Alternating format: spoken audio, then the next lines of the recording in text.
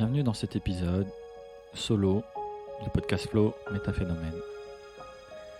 Aujourd'hui, on va continuer la discussion qu'on a commencée sur l'avatar du flow ou l'état d'esprit du flow et toutes les valeurs, les vertus qu'on peut incarner pour favoriser cet état de conscience qui nous permet d'évoluer au-delà grâce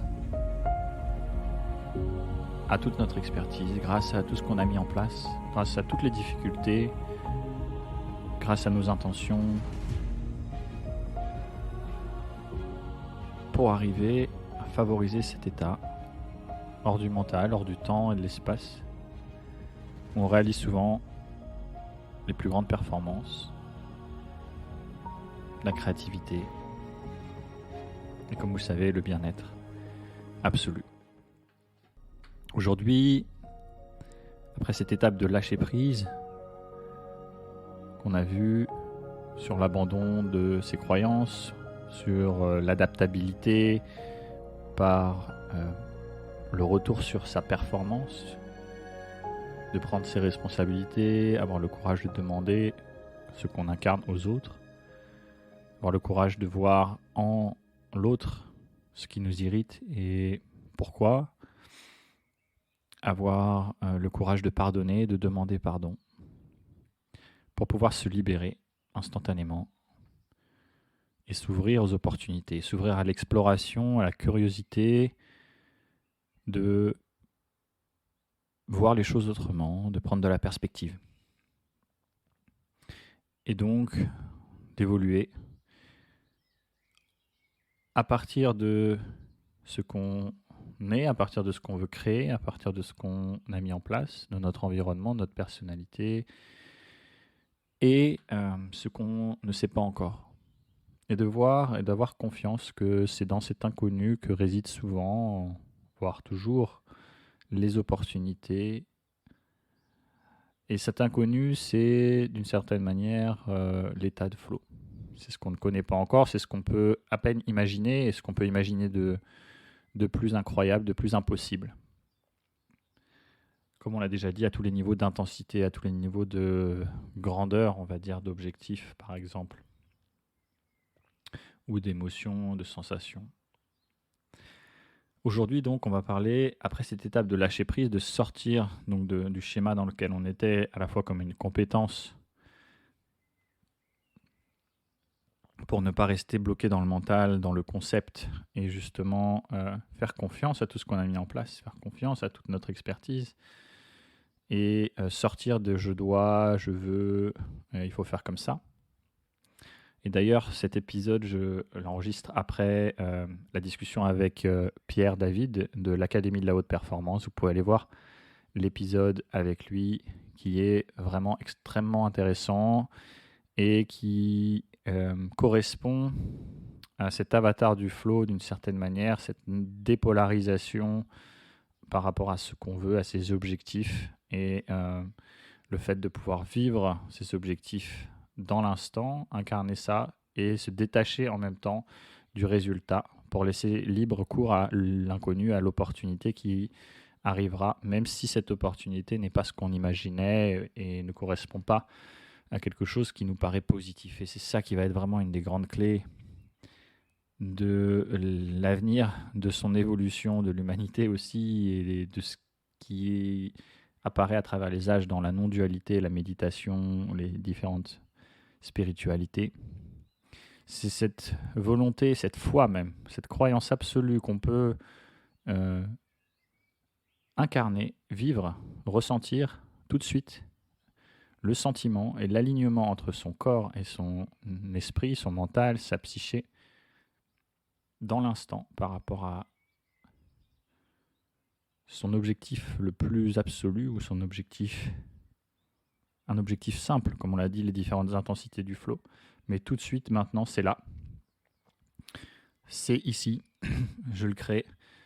Je crée les réseaux de neurones qui vont me faire agir dans cette direction-là, la motivation intérieure, intrinsèque, parce que c'est là, je sais que c'est présent, je sais que je fais des efforts dans le cycle du flow chaque jour pour le créer, Et en même temps, se libérer du coup de toute forme de résultat, tout en acceptant absolument le résultat, qu'il soit positif ou négatif.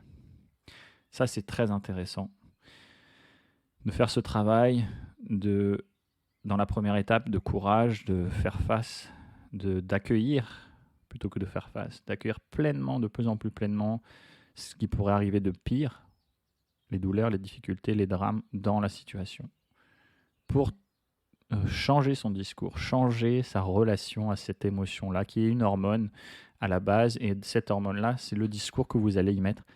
C'est votre perception de cette hormone-là, de cette expérience, qui va vous permettre de diriger dans une direction ou dans une autre. Et donc de reprendre cette conscience-là et d'accepter en fait le pire qui pourrait arriver comme le meilleur, va nous libérer en fait, va nous lâcher de cette saisie permanente qu'on a de la volonté, du désir de faire et d'être aussi quelque chose, tout en ayant la foi absolue que on peut l'incarner tout de suite. Et c'est ça vraiment le paradoxe incroyable, magique de toutes les spiritualités, de la loi de l'attraction, de la loi de résonance, de la préparation mentale, de la version de la préparation mentale, on va dire, et physique, de la préparation de l'être humain, on va dire, de l'Académie de la haute performance avec Pierre David, et la discussion qu'on a eue, pour créer ce détachement, en fait, avec le résultat, mais cette confiance et cette foi absolue qu'on incarne tout de suite, que c'est déjà là, mais qu'on se ouvre à l'opportunité d'explorer au-delà et de voir dans les difficultés les moteurs. Donc cette étape, ces deux premières étapes, grandes étapes de tension, d'effort et ensuite de lâcher prise, permettent ensuite de s'ouvrir à l'étape du flow. Et le flow, c'est vraiment cet objectif en lequel il faut absolument avoir confiance, avoir la foi. Et vraiment, personnellement, ça m'a donné la foi dans ma capacité à réaliser énormément de choses dans la matière et dans l'immatériel, c'est-à-dire dans mes sensations, mon bien-être intérieur, et aussi dans la matière à l'extérieur, dans les actions et la réalisation du mode de vie, l'évolution vers le mode de vie de rêve et le partage, en fait, le rayonnement autour dans sa communauté et auprès des personnes, des coachs. Donc le flow, ça peut être considéré comme l'objectif absolu, parce que c'est là où on est absolument le meilleur, on se sent le mieux et on réalise des choses incroyables. Si ça devient un objectif en tant que tel, c'est-à-dire un objectif où on va toujours pousser pour retrouver la sensation de flow qu'on aura pu avoir dans sa vie à un moment donné, et bien du coup, on se bloque complètement l'accès au flow, puisque on veut revivre quelque chose qui est déjà passé. Et c'est là que le paradoxe est très intéressant, c'est que on peut avoir la croyance que le flow est à portée de conscience et qu'en un instant, je peux passer en mode flow. Si on prend conscience que le flow, c'est pas seulement les grands moments d'intensité, mais c'est avant tout la gratitude, la reconnaissance, le contentement et savourer les choses simples. Savourer les choses difficiles. Changer son état d'esprit par rapport à la persévérance, à la difficulté et aux grands projets. Avant tout, lâcher prise, toutes les étapes qu'on a vues jusque-là.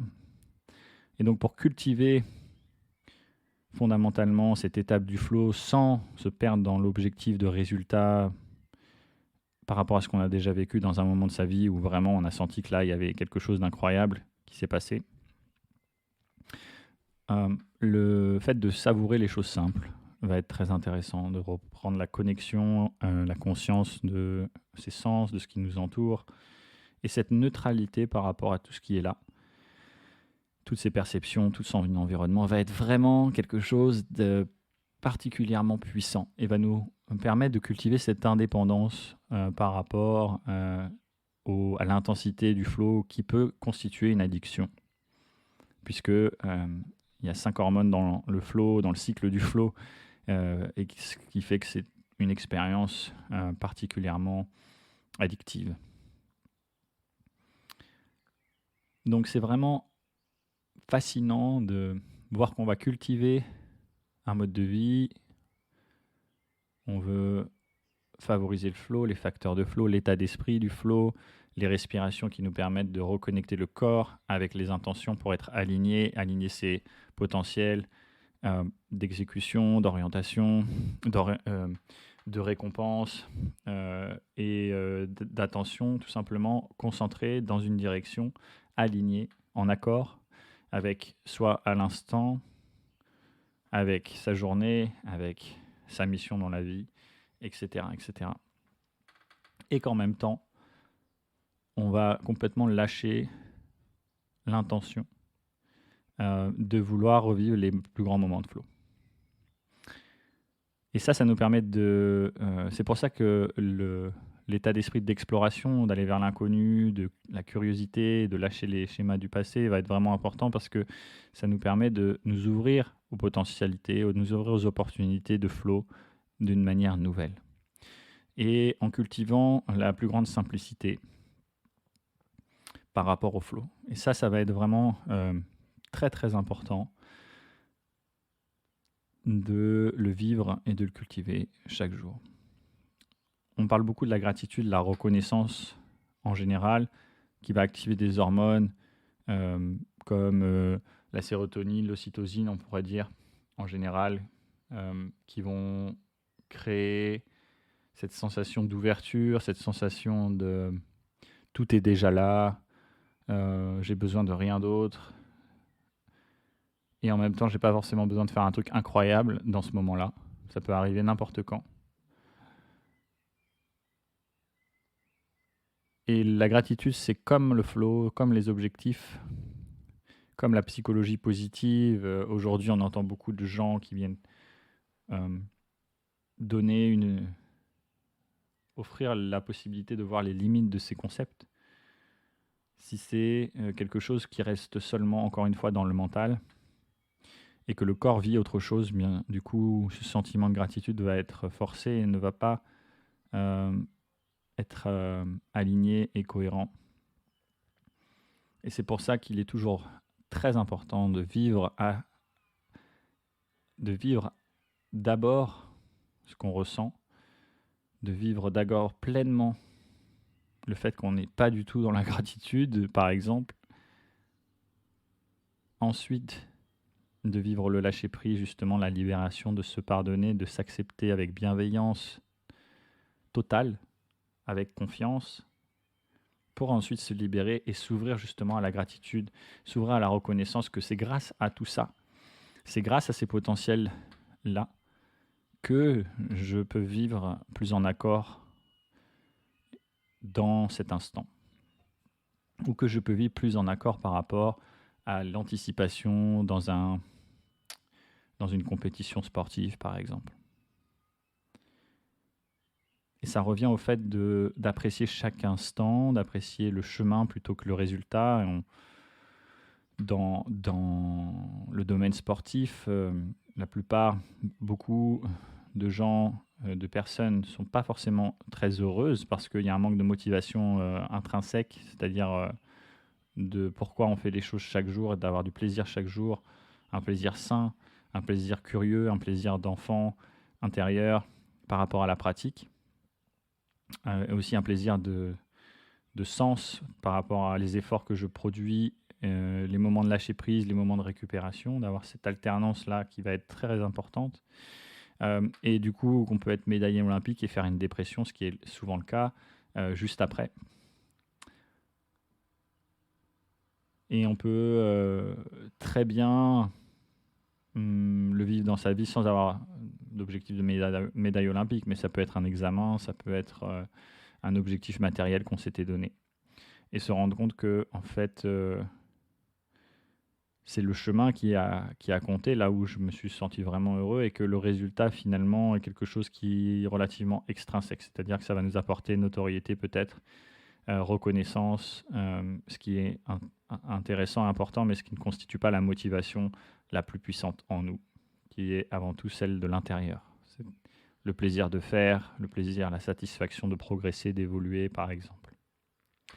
Donc c'est vraiment très important et vraiment fascinant, ce paradoxe entre incarner avec la plus grande foi ce que je veux réaliser, par exemple le flow dans une situation, mais se détacher totalement de ce qui peut arriver, positif ou négatif, en étant vraiment conscient, en étant vraiment très très juste par rapport à ça. Je sais ce qui peut arriver, je sais ce que j'imagine, en bien ou en négatif, se détacher de cette polarité-là, négative-positive, pour arriver à trouver justement un état d'être dans cette situation-là et évidemment de favoriser le flow à ce moment-là. Dans cette étape du flow, donc pour le favoriser, je vous ai parlé de la gratitude, je vous ai parlé de la reconnaissance. C'est des grands moments de guérison aussi, des grands moments d'abondance et d'amour qu'on vit à cet instant-là et qui correspondent à l'alignement de ces valeurs. La fierté qu'on a mis en place pour les efforts qu'on a réalisés et aussi le choix. C'est-à-dire à ce moment-là, je fais le choix de reconnaître tout ce qui m'a permis d'en arriver là, le bon comme le mauvais, et d'arriver à le lâcher et de m'ouvrir à la gratitude de ce que ça me permet de réaliser, de vivre à cet instant. Voilà comment on va favoriser cette étape, cette première étape du flow, cette première partie du flow, sachant que évidemment le flow c'est un moment où il y a plus de mental. Donc, fondamentalement, si on est dans le flow, on n'aura pas cette perception-là. Mais justement, ça peut nous aider à induire le flow, cette qualité de reconnaissance, de contemplation, d'amour, de croire en sa capacité de guérison, de croire et de voir l'abondance dans la vie. Et puis, donc, la deuxième étape du flow, c'est le côté créateur, le côté génie, le côté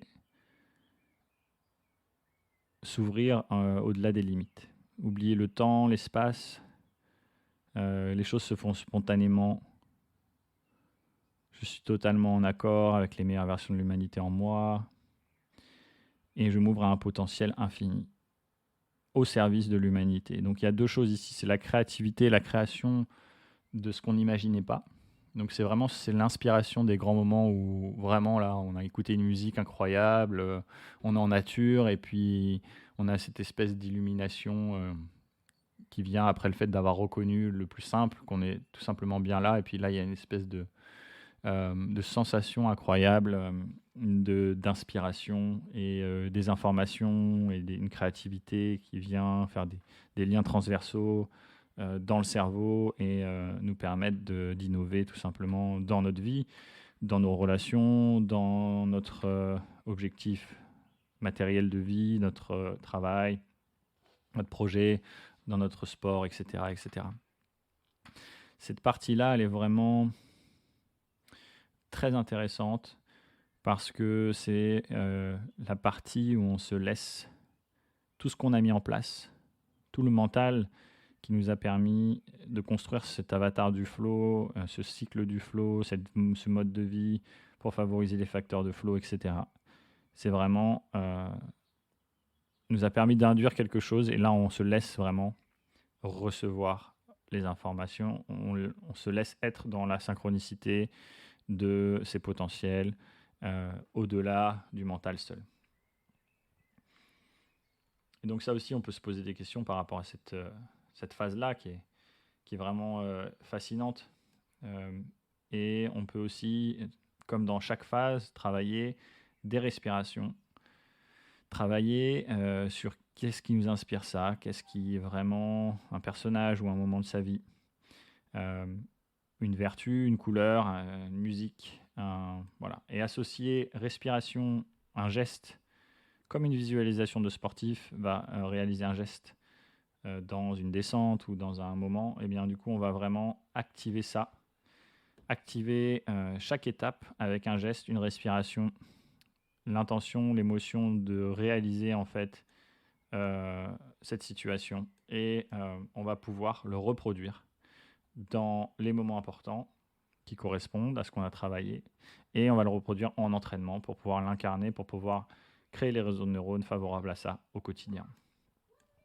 Et puis après cette étape, on revient à la première étape, l'alpha et l'oméga, la pratique alpha, l'unité totale, être un avec, immergé dans l'action, tension optimale entre l'effort, la concentration et le repos pour pouvoir prendre les meilleures décisions.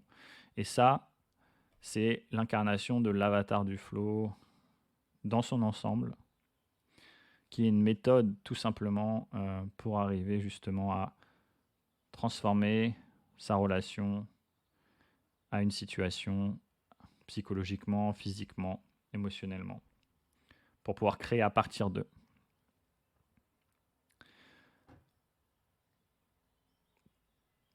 Dans cette étape aussi, on va faire quelque chose d'essentiel, c'est de partager au reste du monde. C'est la participation, c'est que je vis ça, j'arrive à créer ça en moi.